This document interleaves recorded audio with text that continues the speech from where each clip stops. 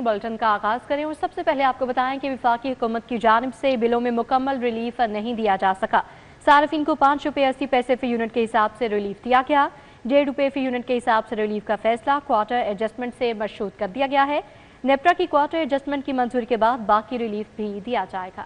وفاق بجلی بلوں پر مکمل ریلیف فراہم نہ کر سکا۔ لیسکو سمیت دیگر کمپنیوں نے 7 روپے 41 پیسے یونٹ کے بجائے 5 روپے 81 پیسے فی یونٹ ریلیف دے کر صارفین کو بلز بھجوا دیے۔ 1 روپیہ 50 پیسے فی یونٹ کے حساب سے ریلیف کا فیصلہ کوارٹر ایڈجسٹمنٹ سے مشروط کیا گیا ہے۔ لیسکو سمیت دیگر کمپنیوں نے کوارٹر ٹیرف ایڈجسٹمنٹ کی بنیاد پر 1 روپے 90 پیسے ریلیف دیا۔ فروری کی فیول پرائس ایڈجسٹمنٹ کی مد میں 0.46 روپے فی یونٹ ریلیف دیا گیا۔ اپریل کی فیول پرائس ایڈجسٹمنٹ کی مد میں 90 روپے فی یونٹ کا ریلیف دیا گیا۔ تمام ایڈجسٹمنٹس پر جنرل سیلز ٹیکس لگا کر مجموعی طور پر ریلیف بنایا گیا۔ ذرائع کا کہنا ہے کہ نیپرا کی جانب سے کوارٹر ایڈجسٹمنٹ کی منظوری کے بعد باقی ریلیف دیا جا سکے گا۔ خیابان فردوسی کا سیوریج تبدیلی منصوبہ واسا کے لیے درد سر بن گیا ہے۔ وزیر اعلیٰ کا 10 ماہ اور سے منصوبے کو ہر صورت 6 ماہ سے کم وقت میں مکمل کرنے کا حکم ہے۔ ایوان وزیر اعلیٰ اور محکمہ ہاؤسنگ نے منصوبے کی مانیٹرنگ بھی شروع کر دی ہے۔ چند روز قبل وزیر اعلیٰ نے خیابان فردوسی سے گزر ہونے کے دوران منصوبے کا جائزہ لیا تھا۔ خیابان فردوسی کا سیوریج تبدیلی منصوبہ واسا کے لیے امتحان بن گیا۔ وزیر اعلیٰ نے 10 ماہ کے منصوبے کو ہر صورت 6 ماہ سے کم وقت میں مکمل کرنے کا حکم دے دیا۔ ایوان وزیر اعلیٰ اور محکمہ ہاؤسنگ نے مانیٹرنگ کا آغاز کر دیا۔ چند روز قبل وزیر اعلیٰ پنجاب نے خیابان فردوسی سے گزر ہونے کے دوران منصوبے کا جائزہ لیا تھا۔ وزیر اعلیٰ نے منصوبے میں بد انتظامی اور پلاننگ کے فقدان کا نوٹس لیا تھا۔ ایوان وزیر اعلیٰ نے ایم ڈی واسا سے منصوبے کی تکمیل کا وقت مانگا تھا۔ ذرائع کے مطابق ایم ڈی واسا نے 6 ماہ طلب کیے۔ وزیر اعلیٰ پنجاب نے 6 ماہ سے کم وقت دے دیا۔ واضح رہے کہ واسا خیابان فردوسی پر شوق چوک سے شوکت خانم فلائی اوور تک سیوریج تبدیل کر رہا ہے۔ واسا نے سیوریج کا روٹ تبدیل کیا، جس سے ڈیزائن میں بھی تبدیلی ہو گئی۔ شہری یوٹیلیٹی سٹورز پر سستے آٹے کا بحران جاری ہے۔ چھوٹے بڑے کسی بھی یوٹیلیٹی سٹور پر سبسیڈائزڈ آٹا دستیاب نہیں ہے۔ شہری اوپن مارکیٹ سے مہنگے داموں آٹا خریدنے پر مجبور ہیں، جبکہ اوپن مارکیٹ میں 20 کلو کا تھیلا 1375 روپے میں دستیاب ہے۔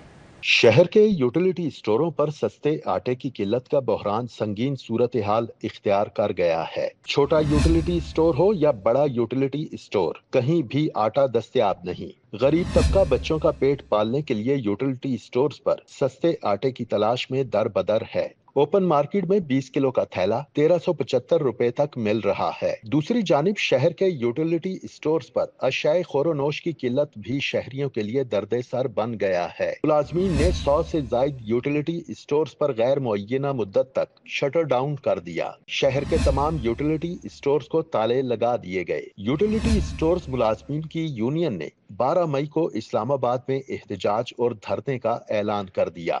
ملازمین کہتے ہیں کہ حکومت دانستہ طور پر منافع میں چلنے والے ادارے کو تباہ کر رہی ہے۔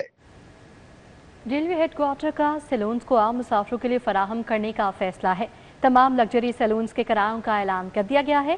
وزیر اعظم سیلون میں کراچی تا لاہور یک طرفہ کرایہ 6 لاکھ روپے، اسلام آباد سے لاہور 1.5 لاکھ روپے ہوگا، جبکہ دیگر سیلونز میں کراچی تا لاہور 4 لاکھ اور اسلام آباد سے لاہور 1 لاکھ روپے کرایہ ہوگا۔ ریلوے ہیڈ کوارٹرز نے سیلونز کو عام مسافروں کے لیے کھولنے کا فیصلہ کر لیا۔ پاکستان ریلویز نے تمام لگژری سیلونز مسافروں کی بکنگ کے کرایوں کا اعلان کر دیا۔ وزیر اعظم سیلون میں کراچی تا لاہور یک طرفہ کرایہ 6 لاکھ روپے ہوگا۔ وزیر اعظم سیلون اسلام آباد سے لاہور یک طرفہ کرایہ 1.5 لاکھ روپے ہوگا۔ دیگر سیلونز میں کراچی تا لاہور 4 لاکھ، اسلام آباد سے لاہور 1 لاکھ روپے کرایہ ہوگا۔ بلٹ پروف ونڈو گلاس 10 افراد کے بیڈ روم، 6 افراد کے لیے ٹی وی لاؤنج پر مشتمل ہوگا۔ 14 افراد کے لیے ڈائننگ ہال پر مشتمل سیلون عوام کے لیے دستیاب ہوگا۔ مسافروں کو دوران سفر wi fi, central air condition, video theatre کی سہولت ہوگی۔ سیلون میں انواع و اقسام کے کھانے بنانے کے لیے جدید سہولیات پر مشتمل کچن بھی ہوگا۔ گرینڈ ہیلتھ الائنس کی جانب سے جناح اسپتال لاہور اور پنجاب انسٹی ٹیوٹ آف نیورو سائنسز کے ملازمین نے احتجاجی ریلی نکالی۔ فیروز پور روڈ کو بند کر دیا گیا، گاڑیوں کی لمبی قطاریں بھی لگی رہیں۔ جنرل اسپتال لاہور اور پنجاب انسٹی ٹیوٹ آف نیورو سائنسز کے ملازمین کی جانب سے احتجاجی ریلی کا انعقاد کیا گیا۔ ملازمین نے فیروز پور روڈ کو بند کر دیا۔ मुलाजमीन का कहना है कि अपना हक लिए बगैर नहीं जाएंगे। आज सिक्योरिटी भी रोकेगी तो हम रोकने वाले नहीं हैं।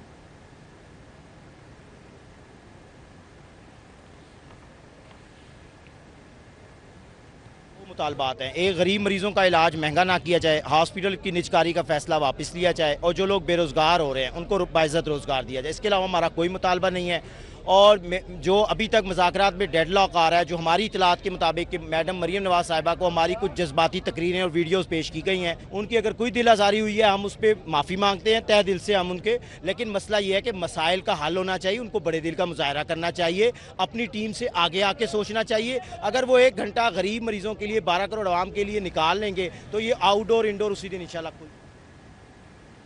उधर पंजाब यूनिवर्सिटी के तलबा का गेट नंबर 1 पर एहतजाजी धरना 14वें रोज भी जारी है।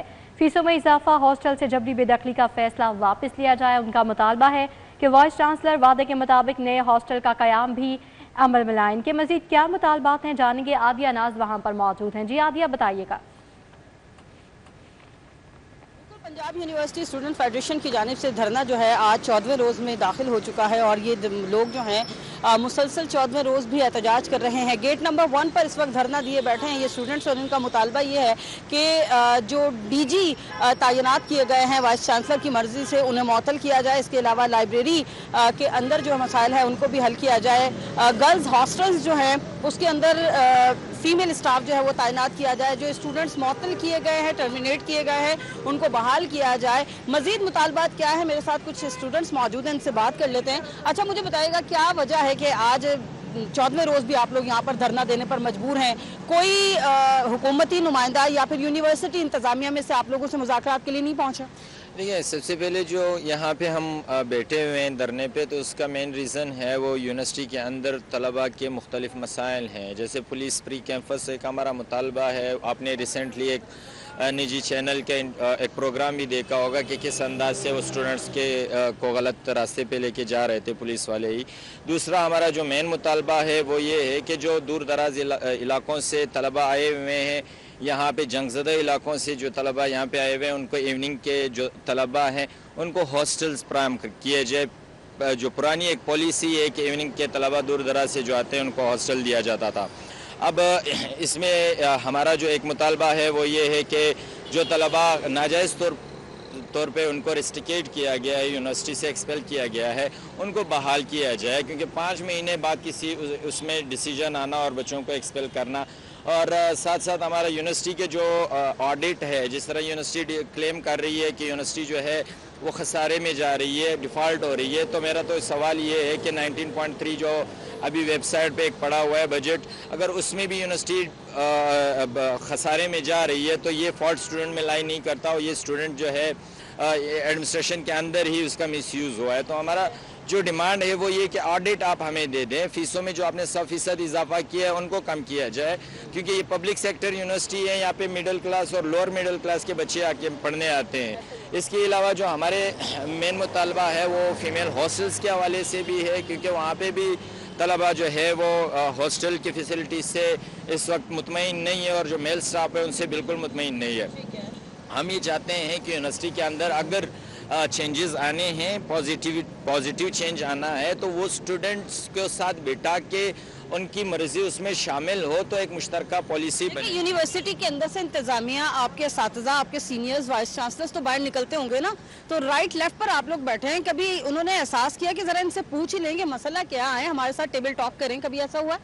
देखिए, अवेयरनेस हमने पहले स्टार्ट की थी। हम एक ऑफिस गए, धरने से पहले हम हर ऑफिस में गए, वहाँ से मिले हैं, वहाँ पे अपने जो जायज़ मुतालबात हैं वो रखे हैं। अब यहाँ पे रोड के ऊपर अगर हम बैठे हुए हैं तो हमारी आज भी कोशिश होती है कि हम हुकूमती नुमाइंदों के से जाके कोशिश कर रहे हैं मिलें। हम वाइस चांसलर साहब से बारहा दफ़ा कोशिश कर रहे हैं कि एक दफ़ा वो स्टूडेंट से मिले और सुने, अपने बच्चे समझ के। हमें अपडेट कर रही थी, आपका बहुत शुक्रिया। महकमा माइंस एंड मिनरल्स पंजाब की चौथी वजारती कमेटी का इजलास हुआ। वज़ीर मादनियात शेर अली गुरजानी और वज़ीर कानून सोहेब अहमद भट्ट ने सदारत की। इजलास में रॉक सॉल्ट की वैल्यू चेन को बेहतर बनाने, mines and minerals processing Jones की तरक्की और मादनियात में वैल्यू एडिशन को फ़रोग देने के लिए तफसीली गौर खोज किया गया। इजलास में नई शराइत और ज़वाबित पर भी मुशावरत की गई। वज़ीर मादनियात शेर अली गुरजानी ने कहा, इन इक़दामात से मातनी वसाइल में वैल्यू एडिशन मुमकिन हो सकेगी। पंजाब में सनती इनकलाब की बुनियाद रखी जाएगी।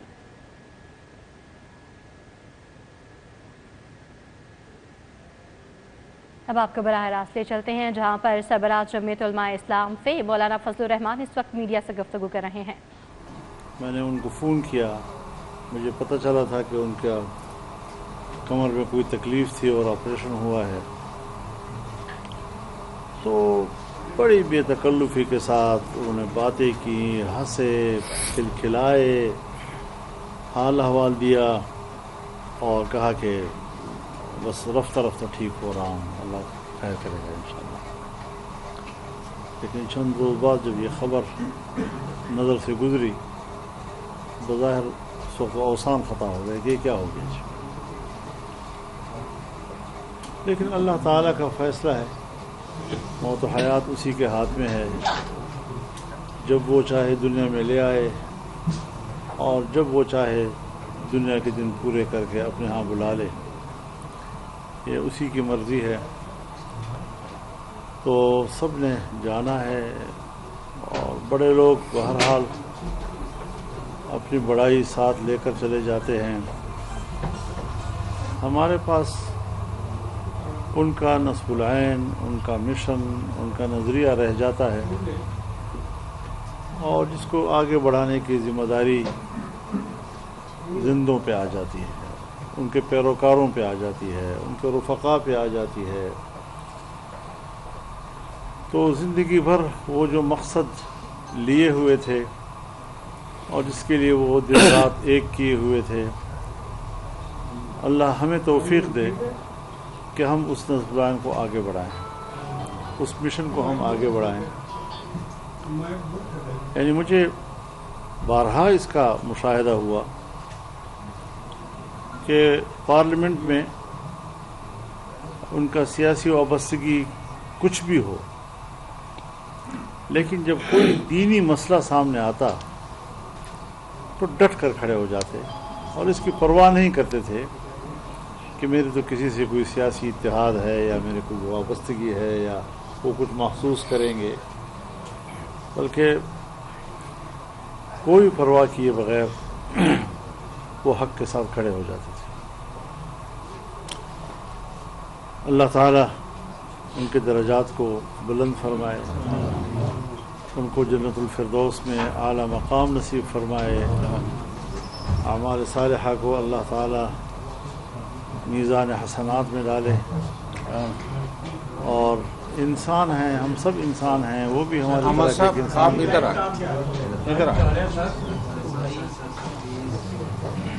इस्लाम के बेटे हैं।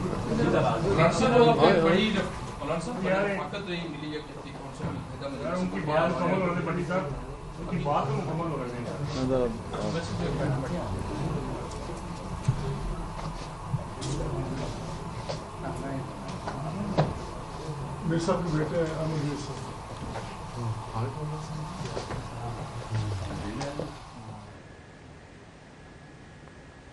सरबराह JUIF मौलाना फजलुर रहमान मीडिया से गुफ्तगू कर रहे थे और प्रोफेसर साजिद मीर की वफात पर इज़हार अफसोस करने के लिए वो दफ्तर पहुंचे हैं और उन्होंने इज़हार ताज़ियत किया है। लिहाज रखा, हम उसके गवाह हैं। तो अब वो हमसे चले गए हैं, अल्लाह के हुजूर में हैं।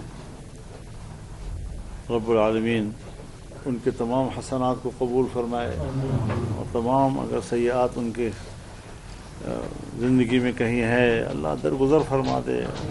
अल्लाह को सारे गुनाह माफ़ करने में कोई कमी, कोई पूछने वाला ही नहीं उसको।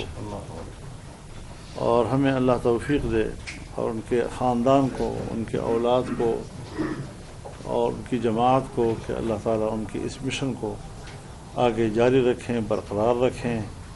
और दीन का काम बहरहाल कार खैर है, इस कार खैर में हम सब शरीक हैं और ये शराकत अल्लाह ताला हमें हमेशा नसीब फरमाए।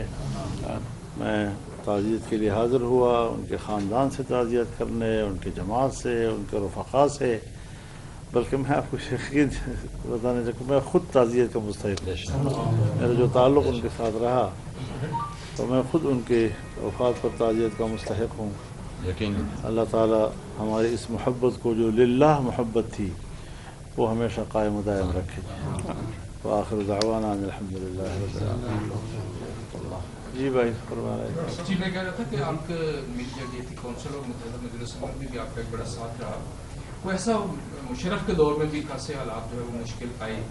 ساجد میر صاحب کی بہادری کا واقعہ سنیں گے جس میں وہ بڑے ڈٹ کر ان کی ساری زندگی بہادری سے بھری ہوئی تھی. مولانا صاحب یہ بتائیں مجھے کوئی لمحہ یاد نہیں کہ انہوں نے کوئی کمزوری دکھائی ہو کسی موقع پر, جو بھارت لیکن وقار کے ساتھ, بڑے وقار کے ساتھ, بڑے تحمل کے ساتھ, شائستگی کے ساتھ بھارت میں جو شرارت کی ہے اور اس کے حوالے سے کچھ تھوڑا سا بتائیں کہ دینی جماعتیں کہاں پہ کھڑی ہیں, اور پی ٹی آئی کے حوالے سے بتائیں کہ وہ کہہ رہے ہیں کہ مولانا صاحب ہمارے ساتھ نہیں ہے. تو یہ تھوڑا سا بہام ہے, اس پہ تھوڑا سا کلیئر بتا دیں کہ کیا ہے. کل اے پی سی بھی ہے لاہور میں. آپ نے ایسے سوالات کیے کہ ایک کا تعلق شرق کے ساتھ ہے, ایک کا تعلق غرب کے ساتھ ہے. اب مجھے ملانا پڑے گا دونوں کو. تو پہلا سوال کیا تھا آپ کا؟ میں نے کشمیر کے بھارت کے حوالے سے بات کی ہے. بھارت نے پاکستان پر کچھ سویلینز کو قتل کرنے کا الزام پاکستان پہ لگایا ہے جس کی کوئی تک نہیں بنتی, اور اس الزام لگانے میں وہ خود مشکوک ہو گیا ہے, اور اس کے اس مشکوک ہونے پر خود ہندوستان میں وہاں کے جماعتیں, چاہے وہ ہندو جماعتیں ہوں چاہے مسلمان جماعتیں ہوں, ان پر تنقید کر رہے ہیں کہ آپ کا مقدمہ بنتا نہیں ہے. اور الحمدللہ یہاں پاکستان میں مکمل ایک جہتی ہے. میں تو پہلے روز ہی کہہ چکا ہوں کہ وطن عزیز کی دفاع کے لیے پوری قوم ایک صف ہے. ہم سیاسی اختلافات کریں گے, اپنے گھر میں کریں گے, اس کے اپنے حدود ہوں گے, ان حدود تک ہم یقیناً اختلاف رائے کرتے ہیں, لیکن وطن کی حفاظت جو ہے وہ ہمارا سب کا ایک قومی فریضہ ہے, ملی فریضہ ہے, اور انشاءاللہ پوری قوم ہمارے ہاں ایک ہے. صاحب کل لاہور میں پی ٹی آئی کی اے پی سی ہے یا یو آئی کی پی ٹی آئی کے اس حوالے سے کوئی رابطہ ہوا ہے؟ مجھے خبر تو ہے, دعوت ابھی نہیں ملی. جنرل صاحب یہ بتا دیں کہ جس طرح مودی کو خود تنقید کا سامنا کرنا پڑ رہا ہے ہندوستان میں, جبکہ ہم دیکھ رہے ہیں کہ یہاں کے جو 3 بار کے وزیر اعظم ہیں, مسلم لیگ نون کے سربراہ بھی ہیں, صدر بھی ہیں, میاں نواز شریف, ابھی تک ان کی زبان سے ایک لفظ نہیں ادا ہوا. مودی نے جو جھوٹا پروپیگنڈا کیا پاکستان کے خلاف, جس طرح کی ایک جنگی کیفیت پیدا کی ہوئی ہے. میں اپنی زبان کا پابند ہوں, دوسروں کی زبانوں کا وکیل نہیں ہوں. کون بولتا ہے, کتنا بولتا ہے, کہاں بولتا ہے, لیکن یہ ہے کہ مجھے ان کے بارے میں بھی پورا اعتماد ہے کہ وہ قومی صف میں جو ہے وہ اکٹھے کریں. حضرت یہی سچویشن جو اس وقت بنی ہوئی ہے کہ انڈیا جو ہے وہ پروپیگنڈا کر رہا ہے, الزام لگا رہا ہے کہ پاکستان جو ہے وہ دہشت گردوں کی پشت پناہی کر رہا ہے. وزیر دفاع خواجہ آصف صاحب جو ہے وہ کہہ رہے ہیں کہ جی بالکل ہم لوگ ماضی میں اس ڈرٹی پالیٹکس کا اور ڈرٹی گیمز کا حصہ رہے ہیں کہ ہم لوگ اس طرح کے اقدامات کرتے ہیں. ان کے اس بیان کو آپ پاکستان کے لیے کتنا خطرناک سمجھتے ہیں؟ پھر ہر میں ان کا اپنا ایک نقطہ نظر ہوگا, اور اس حوالے سے وہ کس زاویے سے بات کر رہے تھے, ان کے کہنے کا مقصد کیا تھا, وہ تو خود وہی بیان کر سکیں گے. لیکن یقیناً اس بیان کو کچھ مخالفین نے ہمارے خلاف استعمال کرنے کی کوشش کی ہے. ہمیں ہر بات کہنی چاہیے, بڑے احتیاط کے ساتھ کہنی چاہیے, اور اگر کوئی چیز حقیقت ہے یا کچھ حقائق ہم سامنے لانے چاہتے ہیں تو حقائق کے لیے بھی موقع و محل چاہیے, حکمت کے ساتھ چاہیے. بے ہنگم ایسی بات کر دینا کہ جس سے ان حالات میں مشکلات پیدا ہوں, تو میں نہیں سمجھتا کہ انہوں نے کوئی بری نیت سے بات کی ہوگی. لیکن بہرحال ان کا اپنا ایک زاویہ نظر ہے, اور اس میں ضرور کچھ سوالات اٹھے ہیں جو نہیں اٹھنے چاہیے تھے. دینی مدارس کے حوالے سے لاہور میں بھی آپ نے مینار پاکستان میں کہا کہ حکومت کو بھی باور کروایا کہ جو فیصلہ ہو اس پر عمل کیا جائے، تو وہ معاملات کہاں تک پہنچے ہیں؟ اور دوسرا آپ نے یہ بھی کہا ہوا ہے کہ یہ 47 کی حکومت ہے، تو اس حوالے سے کچھ بتائیں کہ لوگوں کو ریلیف نہیں ملا تو یہ حکومت کہاں تک چلے گی، کب تک لوگوں کو ریلیف دے گی؟ آپ تو عوام کے لیے بھی کافی این دیتے ہیں۔ دیکھیے، جہاں تک ہے دینی مدارس کا تعلق، تو ایک قانون پاس ہو چکا ہے، پھر اس میں ایک ترمیم کی ضرورت پڑی جس پر کہ اتحاد تنظیمات مدارس نے اتفاق کیا، پھر اس حوالے سے ایک آرڈیننس آیا۔ اب آرڈیننس کو 4 ماہ کے اندر اندر پارلیمنٹ میں آنا چاہیے اور اس پر بطور قانون اس کو پاس ہو جانا چاہیے، لیکن وہ آرڈیننس اسمبلی میں آیا اور آرڈیننس کی مدت میں اضافہ کیا، مزید 120 دن کا۔ یہ سب چیزیں بدنیتی پر مبنی ہیں، معاملات کو لٹکانا، الجھانا، اور دینی مدارس کا یہ حال ہے اس وقت کہ ہمارا اپنا ایک شیڈول ہوتا ہے، ہمارے شوال میں داخلے شروع ہو جاتے ہیں، شوال کے آخر میں اسباق شروع ہو جاتے ہیں یا عزیقات کے اوائل میں، لیکن اس سال تو اتنا رش ہے دینی مدارس کے اوپر کہ انہوں نے وقت سے پہلے داخلے بند کر دیے۔ تو وہ جو عوام میں اور عام آدمی میں قرآن و سنت کے علوم کے حصول کا ایک شوق ہے، وہ تو اس حد تک آگے بڑھ گیا ہے کہ اب مدرسے جو ہے وہ طلباء کا کہ متحمل نہیں ہو رہے جی۔ تو یہ کہاں بیٹھے ہوئے ہیں، کس جہان میں یہ لوگ زندگی گزار رہے ہیں، کیا سوچ رہے ہیں یہ لوگ؟ لہذا مدارس پر قوم کا ایک اعتماد ہے، مدارس ہمارے برصغیر کے سوسائٹی کا ایک رچا بسا حصہ ہے۔ راوی روڈ سربراہ جمعیت علماء اسلام مولانا فضل الرحمان کی مرکزی جمعیت اہل حدیث راوی روڈ آمد ہوئی۔ قائم مقام امیر مرکزی جمعیت اہل حدیث ڈاکٹر محمد ابو تراب سے پروفیسر ساجد کی وفات پر اظہار افسوس کیا۔ نیوز بلیٹن سے فی الوقت اتنا ہے۔